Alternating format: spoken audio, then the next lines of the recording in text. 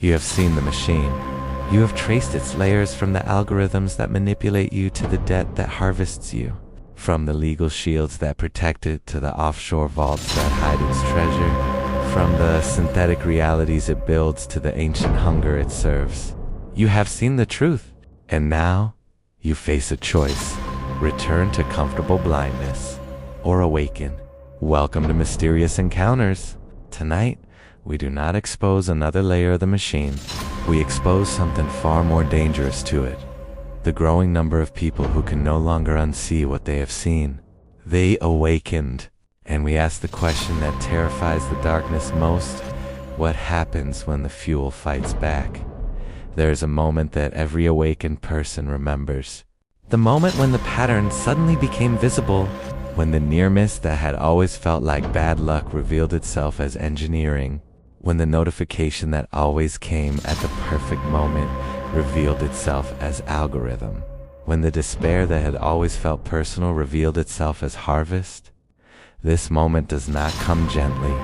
It comes as a violation, the realization that your most intimate moments, your hopes, your despairs, your desperate prayers for a different outcome were never entirely yours. They were observed. They were measured. They were fed to something that does not care about you, only about the energy you produce. For some, this knowledge is too much. They retreat back into the comfortable light, the belief that it's all random, that they're just unlucky, that next time will be different. The machine welcomes them back. It has infinite patience. But for others, something else happens. The seeing does not destroy them. It transforms them. They begin to notice things they never noticed before. The patterns in casino architecture that mirror ancient temples. The symbols in corporate logos that speak directly to the oldest parts of the brain. The timing of notifications that always seems to know when they are most vulnerable. They begin to see that the machine is not just in their phones. It is everywhere, and once you see it, you cannot unsee it. The awakened are not new. They have always existed, scattered through history like seeds waiting for rain. The mystics who glimpsed the true nature of reality beneath the temple's symbols. The philosophers who questioned whether the gods were real or merely placeholders for something darker.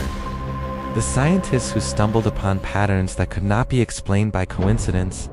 The whistleblowers who saw the inner workings of the machine and tried to warn the rest of us. What happened to them? Some were silenced. Some were erased from history. Some were labeled heretics, lunatics, conspiracy theorists, the oldest weapons in the machine's arsenal. Because the machine understands something crucial. The most effective way to kill a truth is not to argue against it, but to make the one who speaks it seem unworthy of belief. But here's what the machine does not understand. Truth does not die when the speaker is silenced. It spreads, it mutates, it finds new hosts. The awakened of the past did not disappear. Their ideas went underground, waiting for a time when the world might be ready to receive them. That time may be now. The awakened of today have tools their predecessors could not imagine. Not weapons. The machine is too vast for weapons. Not armies. The machine has armies of its own. Something more powerful. Awareness, connection, and the ability to see. The first tool is recognition.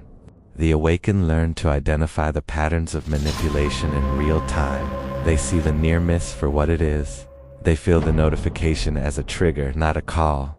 They recognize the engineered despair and refuse to feed it. The second tool is disconnection, not from the world, but from the machine. They delete the apps. They block the trackers. They starve the algorithms of the data they need to optimize the harvest. They become less predictable, less profitable, less useful as fuel. The third tool is community. The awakened find each other, online in quiet spaces, through symbols and signals that the machine does not monitor. They share what they have seen. They validate each other's experiences. They build networks of awareness that the machine cannot easily penetrate. The fourth tool is creation. The awakened do not merely resist. They build alternative systems, new ways of connecting that do not rely on the harvesting of attention. Spaces where humans can be humans again, messy, unpredictable, unprofitable. The machine is not idle. It has spent millennia perfecting its defenses against awakening, and its most effective weapon has always been the same: disbelief. When the awakened speak, the machine does not argue. It does not need to. It simply whispers. That's crazy. That's a conspiracy theory. That's just your imagination. And most people most of the time believe the whisper.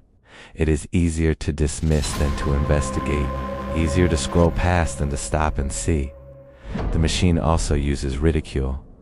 The awakened are mocked in media, in conversation, in the quiet spaces where opinions are formed. They become punchlines, and a punchline cannot be a threat.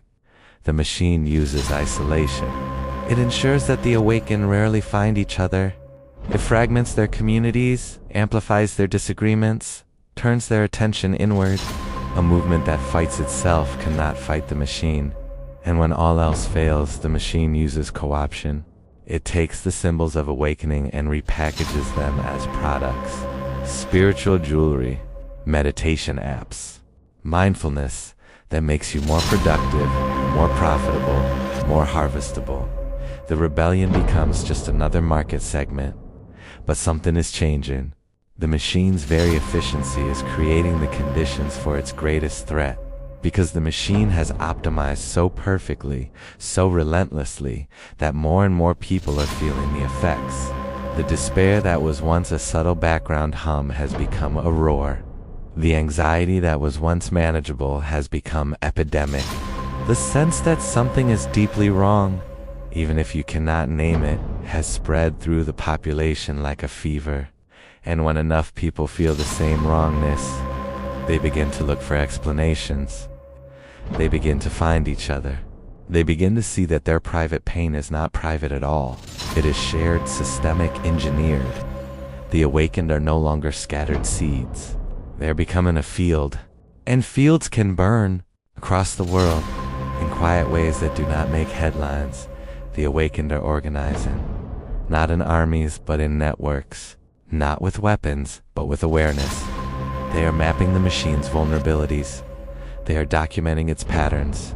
They are preparing for something that the machine has never faced: coordinated, intelligent, sustained resistance.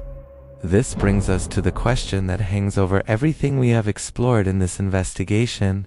The question that every awakened person must eventually face. What do we do? Not in some distant future, not when conditions are perfect. Now, with what we have, with who we are. Do we continue to feed the machine through our passive acceptance? Do we return to comfortable blindness, knowing what we now know? Do we wait for someone else to act, someone stronger, someone braver, someone with more resources? Or do we accept that we are the ones we have been waiting for? The machine is vast. It is ancient. It has weathered every challenge in its long existence, but it has never faced this. Millions of people who see it clearly, who understand how it works, who refuse to be fuel. The machine can survive many things. It cannot survive being seen. So here is the choice. It is yours. It is mine. It belongs to everyone who has followed this investigation to its end. You can close this video and return to your life. You can forget what you have seen. The machine will welcome you back. It will optimize your feed, calibrate your notifications, harvest your attention, and feed your despair to the ancient hunger. You will be comfortable. You will be profitable. You will be fuel. Or you can stay awake. You can recognize the patterns of manipulation in your own life.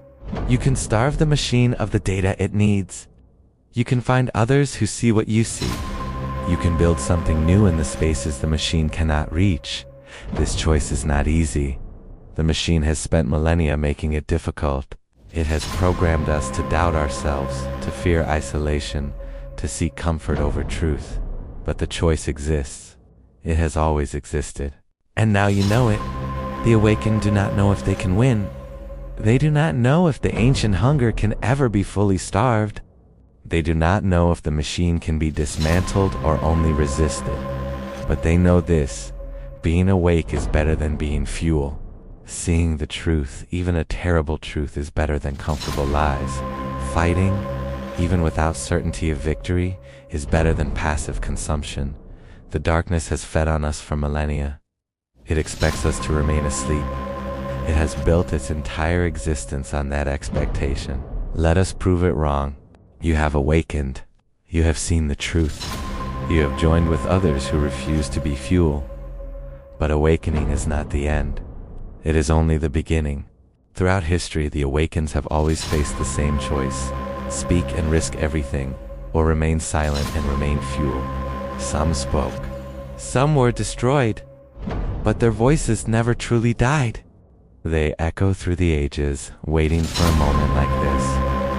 The question now is not whether you see. The question is, what will you do with your sight? Will you return to comfortable blindness, or will you join the reckoning? Across the world, the awakened are gathering, not to protest, not to fight in the old ways, but to build something the machine cannot comprehend, a future where humans are no longer fuel, where the ancient hunger finally starves, where awareness becomes action and action becomes change. The machine has never faced this. It does not know how to respond. That is our advantage. That is our hope. That is our reckoning. Next Monday on Mysterious Encounters, The Reckoning. Awareness without action is just another form of sleep.